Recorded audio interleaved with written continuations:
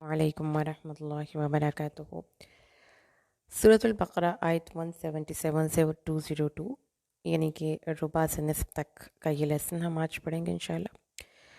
آیت 177، لیس البر ان تولوا وجوہکم قبل المشرق والمغرب ولکن البر من آمن باللہ والیوم الآخر والملائکۃ والکتاب والنبیین وآتى المال على حبه ذوي القربى واليتامى والمساكين وابن السبيل والسائلين وفي الرقاب وأقام الصلاة وآتوا الزكاة والموفون بعهدهم إذا عاهدوا والصابرين في البأساء والضراء وحين البأس أولئك الذين صدقوا وأولئك هم المتقون۔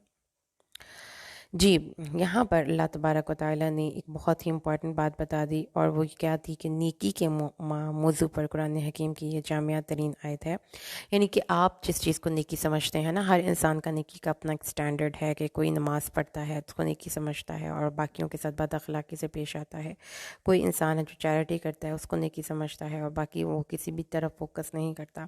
کچھ لوگ ہوتے ہیں جو صرف کچھ ظاہری ریچولز کو، یعنی کہ کسی نے پردہ کر لیا بہت اور اپنے فیس کو کور کر لیا، اس کو نیکی سمجھ لیا، اور باقی نہ نماز پڑھی، نہ کسی کے معاملات کو اچھے طریقے سے سدھارا۔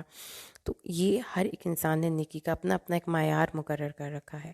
قرآن حکیم نیکی کا ایک جامع تصور ہمارے سامنے پیش کرتا ہے۔ جب لوگوں نے یہودی اور مسلمان آپس میں گفتگو کر رہے ہیں، یہودی کہتے ہیں کہ نیکی یہ ہے کہ تم مشرق یا مغرب کی طرف منہ کرو، اور مسلمان کہتے ہیں نیکی یہ ہے کہ تم قبلہ، ہمارے قبلے کی طرف منہ کرو۔ اب اللہ تعالیٰ نے ان کے اوپر ایک فائنل ورڈکٹ کمنٹری کی۔ اللہ تعالیٰ نے فرمایا مشرق یا مغرب سب چہتے اللہ کے ہیں، یہ کوئی نیکی نہیں ہے۔ یعنی اس چیز کا کلا کما ہو گیا کہ کسی نے شلوار ٹخنوں سے اوپر رکھی ہے، یا کسی نے داڑھی پہنی ہے تو صرف یہ عمل نیکی ہے۔ اللہ تعالیٰ نے فرمایا اصل نیکی کو سن لو، یعنی کہ ظاہرداری سے نیچے، بہت نیچے نیکی ہے۔ آپ کے اندر سب سے پہلے تو تقوی اور ایمان ہونا چاہیے۔ آپ اللہ تعالیٰ کو اس کا رب مان کر، اس کے تمام بیسک ایمان کے جو کمپوننٹس ہیں اس پہ آپ کا بالکل ذہن میں شرح صدر ہو، آپ کے ذہن میں کوئی کنفیوژن نہ ہو، آپ کے ذہن میں کوئی کویسچنس نہ ہو، آپ اپنے ذہن پہ یقین کے ساتھ ایمان رکھتے ہوں کہ یہ سب کچھ جو اللہ نے مجھے بتایا یہ ہے، وہ ہے، اس کے نبی ہیں، قیامت کا دن ہے، مرنے کے بعد جی اٹھنا ہے، اور کیا، اور قبر اور حشر، یہ سب چیزیں موجود ہیں۔ اس میں کوئی کنفیوژن نہیں ہونی چاہیے۔ جس بندے کو ان چیزوں میں کنفیوژن ہے، اس کے سارے اعمال جو ہے وہ بگاڑ کا شکار ہو جاتے ہیں۔ اس کے بعد اللہ تعالیٰ نے نہیں کہا کہ ایمان کے فوراً بعد نماز کی طرف چلے جاؤ، قرآن پڑھنا شروع کر دو، اذکار اور تسبیحات پڑھو، لیکن آپ کی زبان سے کسی کی تیزی سے کوئی محفوظ نہ ہو، یا آپ کسی اپنے رشتہ دار کے کسی معاملے میں مداخلت، کہ کسی قرابت دار کو اپنی ذات سے فائدہ نہ پہنچائیں۔ اللہ تعالیٰ نے بتایا پھر اس کے بعد وہ کیا کرے گا، وہ مال کی محبت کے باوجود اپنے ارد گرد رہنے والے لوگوں کو، یتیموں، مسکینوں، مسافروں، مانگنے والوں، گڈنے چڑانے، ہر ایک پہ خرچ کرے گا۔ یتیم کون؟ جس کا باپ مر چکا ہو عرف عام میں، لیکن ہر وہ شخص جو اپنا جائز حق بھی لینے کی پوزیشن میں ہو۔ مسکین وہ جو جتنا کماتا ہے اس میں اس کا پورا نہیں پڑتا۔ قرابت دار آپ کے جتنے بھی غریب رشتہ دار ہیں۔ مسافر، کوئی بھی شخص جو کہ کسی دوسرے شہر میں جا کر پھنس چکا ہو یا کسی دوسرے ملک میں، ان کی ہیلپ کرنی ہے اور فری آف کاسٹ کرنی ہے، ان سے کوئی بینیفٹ لیے بنا کرنے ہیں، ٹھیک ہے؟ تو یہ تقدیم ہے نماز پر۔ کوئی شخص نماز پڑھتا ہے اور اس کی شلوار ٹخنوں سے اوپر رہتی ہے، اور وہ لیکن اس کے معاملات درست نہیں ہیں، تو وہ اللہ کی نظر میں نیک انسان نہیں ہے۔ اور کوئی شخص اگر نماز پڑھتا ہے لیکن جھوٹ بولتا ہے اور وعدہ خلافی کرتا ہے، تو اللہ کی نظر میں اس کی نماز اس کو نیک انسان نہیں بنائے گی، کیونکہ اس سے آگے اللہ تعالیٰ فرماتا ہے قولی اور بدنی عبادات، نماز اور زکوٰۃ، یہ دونوں دینے ہی دینے ہیں اگر نیک انسان اللہ آپ کو بننا ہے۔ تو دیکھیں کہ نیکی کی ایک بیلنس فارم ہمارے سامنے آگے بڑھ رہی ہے۔ اور آخر میں وہ جو لوگ اپنا عہد پورا کرتے ہیں اور صبر کرتے ہیں، تو جو لوگ بھی پرسسٹنٹ ہوتے ہیں، صابر کون لوگ ہوتے ہیں؟ جو مستقل مزاج ہوتے ہیں اور پرسسٹنٹ ہوتے ہیں، اور اپنی کمٹمنٹس پوری کرتے ہیں، اپنی بات اور وعدوں سے پھر نہیں جاتے، اور خصوصاً تنگ دستی اور تکلیف میں اور لڑائی کے وقت صبر کرنے والے ہیں۔ یہی لوگ ہیں جنہوں نے سچ کہا، اور یہی لوگ بچنے والے ہیں۔ 128 آیت نمبر میں اللہ تبارک و تعالیٰ نے پھر بتایا کہ قصاص کا حکم آ گیا. اب قصاص کیا ہے؟ پرانے زمانے میں یہ ہوتا تھا نا، جب مسلمان تھے تو وہ کیا کرتے تھے کہ اگر کسی نے ایک کو مارا تھا ہوتا، کمزور قبیلے کے کسی شخص نے کسی طاقتور قبیلے کے کسی شخص کو مارا ہوتا تو وہ پورے اس کے قبیلے کو ہی تہس نہس کر دیا جاتا ایک بندے کا بدلہ لینے کے لیے. تو اللہ تعالیٰ نے اس ظلم کا کلا کما کیا، فرمایا کہ قصاص لینا ہے تو صرف آزاد کے بدلے وہی آزاد، اور غلام کے بدلے وہی غلام، عورت کے بدلے وہی عورت. ہاں، دو صورتیں ہیں تخفیف کر سکنے کی. ایک تو یہ ہے کہ اگر آپ نے قصاص لینا ہے تو پھر پورے انصاف سے لیں، اگر نہیں لینا تو یا معاف کر دیں یا فدیہ لے لیں. اور اگر قصاص کو نافذ کیا جائے گا فدیے کو اور اس طریقے سے، تو یہ معاشرے میں خون ریزی کا دروازہ بند ہوگا. اس لیے اس حکم پر عمل کرنا ضروری ہے. قصاص کا حکم، اب حکموں کو آپ نے یاد کرتے جانا ہے. سب سے پہلے اللہ تعالیٰ نے نیکی کا ایک بڑا واضح اور جامع کانسیپٹ دیا. اب یہاں پہ ٹک ٹک ٹک کر کے حکم آئیں گے. پہلے اللہ تعالیٰ نے بتا دیا کہ کیسے مجھے لوگ چاہیے. اب یہاں پر حکم آ رہے ہیں. اللہ تعالیٰ نے فرمایا ہے اب تم پر یہ فرض کر دیا گیا ہے کہ جب تم مرنے لگو تو پھر تمہیں وصیت کر کے جانی چاہیے. اگر تمہارے پاس کوئی مال ہے اپنے والدین رشتہ داروں کے لیے اچھے طریقے سے. یہ حکم اب منسوخ ہو چکا ہے کیونکہ اب صرف 1/3 کی وصیت کی اجازت ہے، باقی وارثوں میں ہی مال تقسیم ہوگا. اور اگر کوئی اس کی وصیت کو بدل ڈالے تو اس کا گناہ اسی پہ ہے جس نے اس کو بدلا، تو اللہ تعالیٰ نے مکلف اس کو نہیں کیا. اور اگر کوئی مر گیا ہے اور اس کا کسی سے بہت پیار تھا، کسی سے بہت محبت تھی اور اس کو وہ زیادہ دے گیا ہے یا آؤٹ آف دا وے ہو کے نواز گیا ہے، تو وہ بیلنس کر دیجئے، اس پہ کوئی گناہ نہیں. ہاں جی، اب آگے آیتیں 183 184 185 186 187 اور 188، ان آیات میں آپ پڑھنے والے ہیں رمضان کے مسائل، فقہی مسائل بھی پڑھیں گے اور ساتھ ہی ساتھ رمضان کی اہمیت بھی پڑھیں گے. سب سے پہلے یہ دیکھ لیجئے کہ صیام کیوں اللہ تعالیٰ نے نافذ کیے، روزے کیوں رکھے. روزے کیا ہوتے ہیں؟ آپ سب کو پتہ ہے کہ ہم کھاتے پیتے نہیں، لیکن صرف کھانے پینے سے رکنا روزہ نہیں ہوتا. حدیث میں آتا ہے کہ جو شخص جھوٹ بولنے سے نہ رکا، شہوانی باتوں سے نہ رکا، لغویات پکنے سے نہ رکا، اور اس کے بعد اور صرف کھانے پینے سے رکنا روزہ نہیں ہے. ایک تو ہے آپ کو نظر آ رہی ہیں چیزیں جس سے آپ رکے ہوئے ہیں، دوسری آپ کو وہ چیزیں جو نہیں نظر آ رہی ہیں آپ نے ان سے بھی رکنا ہے. جھوٹ نہیں بولنا، کسی سے لڑنا جھگڑنا نہیں، فالتو نہیں بولنا. تو اس کا جو ایک بیسک 183 آیت میں اللہ تعالیٰ نے مقصد بھی بتا دیا کہ وہ متقی ہوں گے. کیوں؟ کیونکہ تم تقوی اختیار کرو، بچو، ڈرو اللہ کے حکموں سے. اب تقوی کو آپ ذرا تھوڑا سا ڈسکس کریں تو تقوی کا جو ورڈ ہے نا وہ وقایا سے نکلتا ہے، جس کا مطلب ہوتا ہے کہ گارڈ فل رہنا. تو اللہ تعالیٰ نے فرمایا ہے کہ ایک تو یہ ہے کہ آپ بے پرواہوں کی زندگی نہ گزاریں، کھانے پینے میں اور اس کے بعد سیکشول معاملات میں گارڈ فل ہو کے زندگی گزاریں، بولنے میں، اٹھنے میں، بیٹھنے میں. تو آپ کا ایک سیلف چیک ہونا چاہیے. اب شتر بے مہار کی طرح اپنے آپ کو نہیں چھوڑ سکتے. ہر وقت اپنے اوپر سیلف چیک رکھیں. یہ ہے روزے کا ایک بہت بڑا میسج. روزے کے دن چند گنتی کے دن ہیں. جو کوئی ان دنوں میں روزے رکھنے کا ارادہ کرے گا تو وہ کیا کرے گا؟ وہ اللہ تعالیٰ نے فرمایا ہے کہ وہ ان دنوں میں روزے کو رکھے، لیکن اگر طاقت نہیں، کوئی مریض ہے یا کوئی اس طرح سے بندہ ہے جو روزہ نہیں رکھ سکتا کوئی، تو اس کو پھر دوسرے دنوں میں روزے کی گنتی پوری کر لینی ہے. اور اگر وہ واقعی نہیں رکھ سکتا بالکل بھی تو پھر وہ فدیہ دے دے گا، ایک مسکین کو کھانا کھلائے گا، وہ خود کھاتا ہے. ٹھیک ہے. اب آیت 185 میں پھر اللہ نے رمضان اور قرآن کا کنیکشن جوڑا. شہر رمضان الذی انزل فیہ القرآن ھدی للناس وبینات من الہدی والفرقان. جب آپ نے پڑھا ہوگا کہ جب لیلۃ القدر کیوں اتنی امپورٹنٹ ہے، کیونکہ اس رات میں آسمان دنیا پہ قرآن نازل ہوا تھا لوح محفوظ سے، پھر وہاں سے وہ دنیا میں آتا رہا تھا 23 ایئرس میں. تو اس طرح سے اللہ تعالیٰ نے رمضان اور قرآن کا کنیکشن جوڑا. اور سنت رسول بھی ہے کہ آپ صلی اللہ علیہ وسلم ہر رمضان میں حضرت جبرائیل کے ساتھ رات کو دورائے قرآن کیا کرتے تھے. اسی سے استدلال کرتے ہوئے پھر لوگ تراویح میں نماز میں قرآن پڑھا کرتے ہیں. تو جو خواتین اگر رمضان میں آپ کو مسجد جوائن کر لیں اور ایک ہی مسجد جوائن کریں تو آپ کے لیے اچھا ہے کہ آپ جا کر وہاں پہ قرآن سناتے ہیں. لیکن سم ٹائمز آپ کو گھریلو مصروفیات اجازت نہیں دیتی، تو پھر آپ اپنے گھر میں بہت ہی مستعدی سے فوکس کر کے قرآن پڑھ لیا کیجیے. اور تراویح میں قرآن اس طریقے سے آپ پڑھ سکتے ہیں. فرض میں آپ قرآن ہاتھ اٹھا کر نہیں پڑھیں، اور تراویح میں آپ خود اپنی تلاوت کر لیں قرآن پاک کے، اگر آپ کو ایزی لگتا ہے، ورنہ آپ آسانی سے قرآن جتنا میسر ہوگا وہ پڑھ لیا کریں. اور اس طریقے سے اللہ تعالیٰ فرماتا ہے کہ جو کوئی مریض ہو یا سفر میں ہو تو وہ دوسرے دنوں سے اس کی گنتی پوری کر لے، کہ اللہ کا ارادہ یہ ہے کہ اللہ تعالیٰ آپ پر آسانیاں کریں اور مشکلیں نہ کرے۔ تو یہ ایک بہت بگ میسیج ہے میرے لیے بھی اور آپ کے لیے بھی، کہ ہم بھی اپنے ارد گرد رہنے والے لوگوں کے لیے آسانیاں کریں گے انشاءاللہ۔ آپ اپنی گفتگو سے، اپنے رویے کی سختی سے، اپنی درستگی سے، اپنے لہجوں سے کسی کی زندگیاں مشکل نہیں کر رہے۔ ان کے لیے اگر آپ کو آسانیاں کر سکتے ہیں تو ضرور جہاں جائیں آسانیاں بانٹتے ہوئے جائیں، کیونکہ یہ میرے اللہ کی عادت ہے۔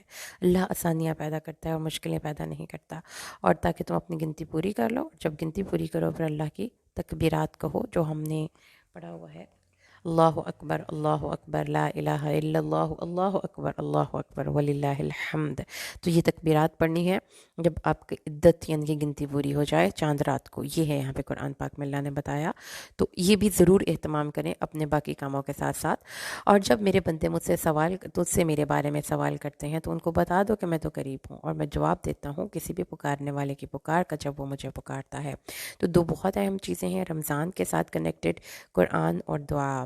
تو ان دونوں چیزوں کا آپ نے خاص طور پر رمضان میں اہتمام کرنا ہے، اور اللہ تعالیٰ نے بھی اپنے بندوں کو یہی گائیڈ کیا ہے۔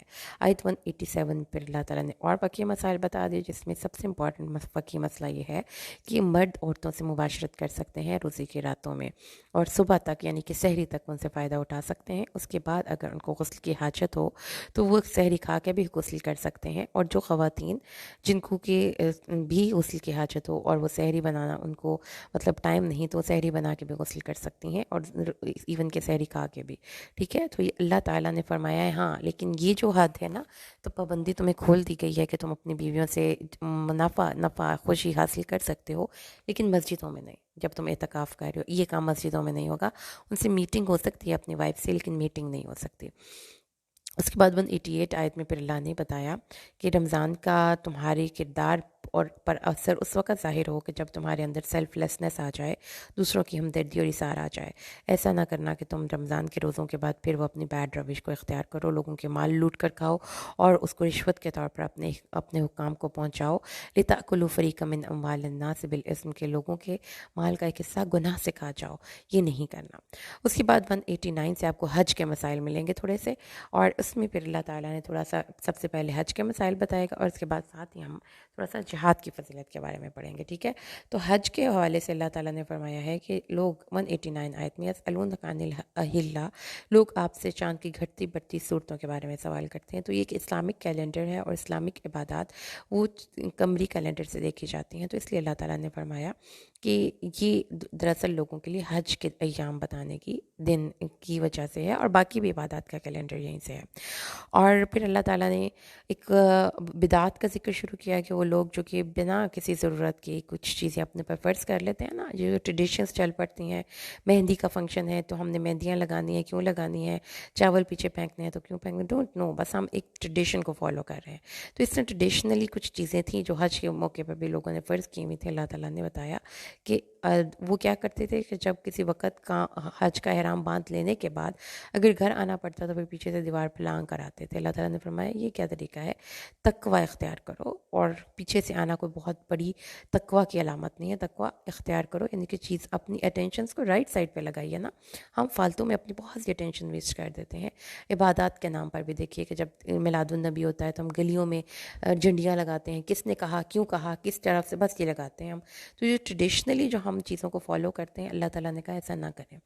اور پھر اس کے بعد 190 آیات، 191، 192، 193 یہ آیتیں جو ہیں، اور 194 یہ آیتوں میں آپ کو جہاد کے کچھ احکامات ملیں گے۔ نا دا فرسٹ ٹائم مسلمانوں کو ڈیفینسو ہونے کی اجازت دی جا رہی ہے، کہ اللہ تعالیٰ نے کہا ہے کہ ان سے وہ جو آپ کو مارتے ہیں نا، کیونکہ یہ مدنی سورہ مبارکہ ہے اور مسلمانوں کے لیے ایک مرکز آ گیا ہوا تھا، مسلمان مکہ سے نکل گئے ہوئے تھے، اور مسلمانوں کو اللہ تعالیٰ نے فرمایا نا you can have your self defensive war آپ کر سکتے ہیں۔ اب کوئی آپ سے کوئی چھیڑخانی کرے گا، آپ کو مارے گا، تو آپ بھی اس کا بدلہ لے سکتے ہیں۔ اور ہاں، لیکن یہ ہے کہ مسجد حرام کے قریب آپ نے اس کی حرمت کا پاس نہیں کرنا، تو نہیں توڑنا۔ یہ نہیں ہے کہ آپ کو اجازت مل جائے تو آپ جو مرضی کرتے ہوئے رہیں۔ ہاں، یہ ضرور ہے کہ اگر وہ زیادتی کرتے ہیں تو پھر بدلہ لے سکتے ہیں. تو کیا پتہ چلتا ہے ہمیں سے؟ بہت ہی پیارا اصول، بہت ہی پیارا اصول، بہت ہی پیارا اصول میری پیاری بہنوں زندگی گزارنے کے لیے، کہ ہمیں سیلف ڈیفenس کی اجازت دی ہے اسلام نے. تو آپ کو اگر کوئی آپ کی ارد گرد، آپ کی فیملی میں، آپ کی ورک پلیس پہ، آپ کی جاب پہ، آپ کے ارد گرد رہنے والے لوگ آپ کو مسلسل تنگ کر رہے ہیں نا، تو آپ کو اللہ تعالیٰ نے اپنی سیلف رسپیکٹ کو اور اپنی سیلف ڈیفenس کرنے کی اجازت دی ہے. ہاں اگر وہ آپ کی عزت کا پاس کرتے ہیں تو آپ بھی ضرور کریں، مسجد کا، ہر چیز کا. لیکن اگر وہ آپ کی عزت مسلسل خراب کر رہے ہیں، آپ کو مسلسل تنگ کر رہے ہیں، تو پھر آپ سیلف ڈیفenس ہو سکتے ہیں، سیلف ڈیفenس کر سکتے ہیں، ڈیفensive ہو سکتے ہیں.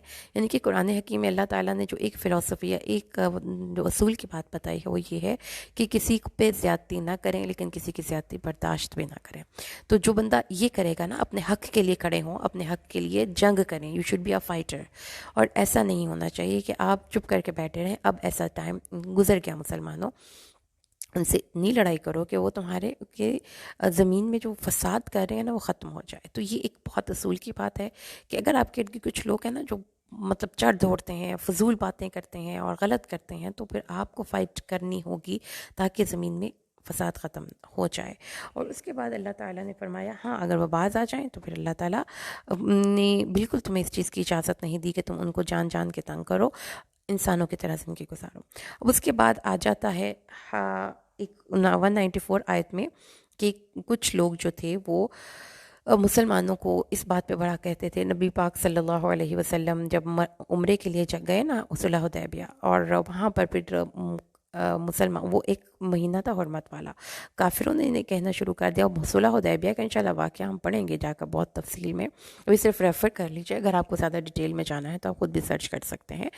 صلح حدیبیہ کے واقعے پر جب نبی صلی اللہ علیہ وسلم 1400 کا لشکر لے کر گئے تھے تو وہ لوگ بڑا اس میں شور مچایا کافروں نے کہ حرمت والے مہینے میں آ گئے، آپ کا ارادہ ہم سے لڑنے کا تھا. تو اللہ تعالیٰ نے فرمایا کہ یہ نہیں ہے، انہوں نے کوئی حرمتیں توڑی نہیں ہیں، لیکن زیادتی جو کرتا ہے تو اس پہ زیادتی کرنی چاہیے. لیکن یاد رکھو کہ اللہ متقین کو جانتا ہے، آپ کو اللہ سے ڈرتے ہی رہنا چاہیے اور ڈر کر ہی زندگی گزارنی چاہیے. آیت 195 وَأَنفِقُوا فِي سَبِيلِ اللَّهِ وَلَا تُلْقُوا بِأَيْدِيَكُمْ إِلَى التَّهْلُكَةِ وَأَحْسِنُوا إِنَّ اللَّهَ يُحِبُّ الْمُحْسِنِينَ. قرآن کی موٹیویشن کی بہت زبردست آیت کریمہ ہے جو یونیورسل بھی ہے، میری آپ کی سب کی زندگی میں امپلیمنٹ ہو سکتی ہے، کہ جو بھی اللہ کے راستے میں خرچ کرنا ہے اس کو بہت وائزلی پلان کریں. اور بہت امپورٹنٹ چیز یہ ہے کہ اپنے ہاتھوں سے اپنے آپ کو ہلاکت میں مت ڈالیں. یعنی ایسی جگہوں پہ خرچ کر کے یا اتنا زیادہ خرچ کر کے کہ آپ کے پاس کچھ نہ بچے، یا یہ کہ آپ وائزلی پلان نہ کریں، یا یہ کہ آپ غلط جگہوں پہ خرچ کر دیں. یعنی کہ اپنا مال دنیا میں ہی کھپا دیں، سارے پیسے یہاں لگا دیں، آخرت کے لیے کچھ بھی ذخیرہ نہ کریں. اور احسان کی روش اختیار کریں، یعنی کہ آپ کا ہر کام بہت پیارا ہونا چاہیے. آپ کی گفتگو، آپ کا اٹھنا بیٹھنا سلیقہ مندی ہونی چاہیے، آپ کی عبادات میں بہت پیار اور بہت حسن ہونا چاہیے. اور ان اللہ یحب المحسنین. تو آپ جو بھی کام کریں، ایون کہ آپ ایک گھر میں اپنی بیڈ شیٹ بچھا رہی ہیں تو اس کو خوبصورت کر کے بچھائیں، کھانا پکا رہی ہیں خوبصورت کر کے پکائیں، آپ ڈرائیونگ کر رہے ہیں تو کوشش کریں کہ پرفیکٹ ہونی چاہیے، اچھی ہونی چاہیے، اس میں رومز آف امپروومنٹ ہیں تو امپروو کرتے رہیں. ٹھیک ہے. آگے اب 196 آیت سے آپ کو حج کی کچھ باتیں پتہ چلیں گی. تو حج کے جو مناسکین ہیں اس کو ہم بالکل مختصر سا پڑھیں گے ان آیات میں. ٹھیک ہے. اب دیکھیے کہ جو اللہ تعالیٰ نے یہاں پر ہمیں بتا دیا کہ حج کے کچھ معلوم مہینے ہیں، یعنی 10 ذی الحج کو ہی حج ہوگا. اور جو حج کرنے کا ارادہ کرتا ہے اس شخص کو پھر کیا کرنا چاہیے؟ اس کو حج کے دوران کوئی فسق، کوئی مطلب اپنی بیوی سے اس طرح سے شہوت کی بات نہیں، کوئی فضول گوئی نہیں، کسی کے کوئی گالم گلوچ نہیں، اور جھگڑا تو بالکل بھی نہیں کرنا. تو یہ جو ایکشنز ہیں نا اس میں دیکھیں کہ حج میں بھی اللہ تعالیٰ نے ہمیں سیلف گرومنگ اور سیلف کنٹرول پہ بہت فوکس کروایا ہے کہ آپ نے یہ نہیں کرنا کہ جس آپ کا دل چاہ رہا ہے جس کی مرضی جالات کر دیں، کچھ چیخیں چلائیں، اس کے اوپر بدتمیزی کریں. اللہ تعالیٰ نے کہا ہے کہ حج کے لیے سب سے امپورٹنٹ اور پری ریکویسٹ چیز کیا ہے کہ سیلف کنٹرول ہونا چاہیے. دکھاوا نہیں ہے، یہ ساری چیزیں ہمارے اندر کا سیلف کنٹرول ہیں. اور پھر اللہ تعالیٰ نے فرمایا کہ تم اپنا زیادہ راہ لے کر گھر سے نکلا کرو. یہ نہیں ہے کہ وہاں پہ جا کے سوال کرنا شروع کر دو. خیرہ زیادہ تقوی، بہترین زیادہ راہ تقوی ہے. اور اللہ سے ڈرتے رہو. اے مجھ سے عقل مند، اے لب جو ہوتا ہے نا وہ والی عقل ہوتی ہے جس میں کسی قسم کی کوئی باطل کی آمیزش نہیں ہوتی. تو جو جس کی عقل صحیح ہوگی نا، عقل سلیم ہوگی، اس کو اللہ کا ڈر ہوگا۔ پھر اللہ تعالیٰ نے فرمایا ہے کہ جب حج کے موقع پر آپ جانا ہے تو آپ اس میں تجارت بھی کر سکتے ہیں، اس میں کوئی حرج نہیں ہے۔ اور جب آپ عرفات سے لوٹیں تو پھر اللہ کا مشعر حرام کے نزدیک ذکر کریں، جیسا اور ایسا ہی ذکر کریں جیسا کہ انہوں نے آپ کو سکھایا ہے۔ حج عرفات میں ہی ہے، جس نے مزدلفہ والی رات میں عرفات فجر طلوع ہونے سے پہلے پا لیا، اس نے حج کو پا لیا۔ رسول صلی اللہ علیہ وسلم نے فرمایا ہے کہ عرفات میں وقوف حج کا رکن اعظم ہے۔ تو اگر آپ اس ٹائم پہ بھی پہنچتے ہیں نا وہاں پر کہ ابھی حج نہیں، اب عرفات میں وقوف نہیں ہوا اور آپ نے ابھی آ کر طواف بھی نہیں کیا اور باقی کچھ بھی نہیں کیا، لیکن آپ عرفات پہنچ گئے تو آپ کا حج ہو گیا، یہ اس آیت میں مطلب ہے۔ اور اللہ کو یاد کرو مشعر حرام کے نزدیک، اور ایسے یاد کرو جیسے اس نے تمہیں ہدایت دی۔ وَاذْكُرُوهُ كَمَا هَدَاكُمْ، جیسے یہ پتہ چلتا ہے کہ جو اللہ کو ذکر کرنا کے طریقے وہ نہیں ہونے چاہیے جو ہم خود ساختہ اڈاپٹ کر لیں، قوالیاں، تالیاں بجانا اور پھر ڈانس کرنا اور اس کے بعد ڈیک پہ اللہ کا ذکر کرنا، اس طرح سے ہم کریں اور پھر ہم اس طرح سے نعتیں جس میں آپ نے اس کو گانوں کی طرز پہ اس کو آپ ذکر کی محفل سمجھ کر اس کو برپا کریں۔ قرآن نے کہا ہے وَاذْكُرُوهُ كَمَا هَدَاكُمْ، جیسے اللہ نے تمہیں سکھایا، تو پھر we have to strictly focus our sales, ہمیں اپنے آپ کو نبی صلی اللہ علیہ وسلم کے اسوہ حسنہ کے مطابق زندگی گزارنی چاہیے۔ ہر وقت اللہ تعالیٰ نے اس چیز کا ہمیں گائیڈ کیا ہے۔ تو جو اذکار کے مختلف فارمز ہیں اس میں یاد کر لیجئے سبحان اللہ، الحمدللہ، لا الہ الا اللہ، اللہ اکبر۔ یہ وہ ذکر ہے جس پہ نبی صلی اللہ علیہ وسلم نے فرمایا مجھے ہر اس چیز سے محبوب ہے جس پہ سورج طلوع ہوتا ہے۔ اور اللہ تعالیٰ کے نبی صلی اللہ علیہ وسلم نے ایک اور ذکر فرمایا لا الہ الا اللہ، یہ افضل الذکر ہے، اور آپ صلی اللہ علیہ وسلم استغفار پڑھا کرتے تھے۔ اور ایک اور مقام پر اللہ کے نبی ایک سفر پر جا رہے تھے اور صحابہ اونچی اونچی آواز میں سبحان اللہ الحمدللہ پڑھ رہے تھے، تو آپ نے فرمایا کہ اپنے اوپر سختی نہ کرو، تم کسی غائب اور بہرے کو نہیں پکار رہے۔ تو یہ جو ہم پھر اونچی اونچی آواز میں ذکر پڑھتے ہیں، اس کی بجائے ہمیں اللہ کا خفیہ ذکر کرنا اللہ کو زیادہ محبوب ہے۔ اور اس سے پہلے تم اللہ کے ان ذکر کے طریقوں سے ناواقف تھے، پھر جہاں تک لوگ چاہتے ہیں وہیں جاؤ اور وہیں سے وہ واپس لوٹو، کیونکہ جو مشرکین تھے وہ عرفات میں نہیں جاتے تھے، وہ کیونکہ حرم سے باہر تھا، تو مشرکین جو تھے حرم کے اندر سے واپس آ جاتے تھے اپنے آپ کو سپیریئر سمجھتے ہوئے۔ تو اللہ تعالیٰ نے فرمایا عرفات میں جانا ضروری ہے۔ جب مناسکین سارے مناسک حج ادا کر چکو تو پھر وہاں پر جا کر اس کے بعد بھی اللہ کی تکبیرات، اللہ اکبر، لا الہ الا اللہ، اللہ اکبر وللہ الحمد، یہ تکبیرات پڑھنی چاہیے اور بہت زیادہ پڑھنی چاہیے۔ اور پھر اللہ تعالیٰ نے ایک تعجب کے سینس میں ایک بندے کو ریفر کیا ہے کہ جو صرف ہر وقت یہی کہتا رہتا ہے کہ اللہ جو دینا ہے دنیا میں دے دے، یا اللہ جو دینا ہے دنیا میں دے دے، تو پھر اللہ تعالیٰ کہتا ہے کہ ٹھیک ہے لے لو جو لینا ہے دنیا میں، لیکن آخرت میں کچھ نہیں ملے گا۔ اور ان میں سے کوئی ایسے بھی ہیں جو کہتے ہیں اے ہمارے پروردگار ہمیں دنیا میں بھی اور آخرت میں بھی اچھا نصیب فرما، اور ہمیں آگ کے عذاب سے بچا لے۔ تو ہاں وہ بھی لوگ ہیں جو دنیا اور آخرت میں اللہ سے اچھا مانگتے ہیں، تو مانگنے میں ہمیں اللہ سے دنیا بھی مانگنی ہے، لیکن ایٹ دا سیم ٹائم ہمیں آخرت کا سوال بھی کرنا ہے۔ اور یہ نہیں کرنا کہ ہم ساری دعائیں دنیا کی مانگ لیں۔ رمضان کے حوالے سے بھی اس بات کو ذہن میں رکھیے گا کہ دنیا اور آخرت دونوں کو مانگنا ہے۔ اور پھر اللہ تعالیٰ نے فرمایا ہے ان لوگوں کو اللہ ان کا نصیب حصہ دے دے گا۔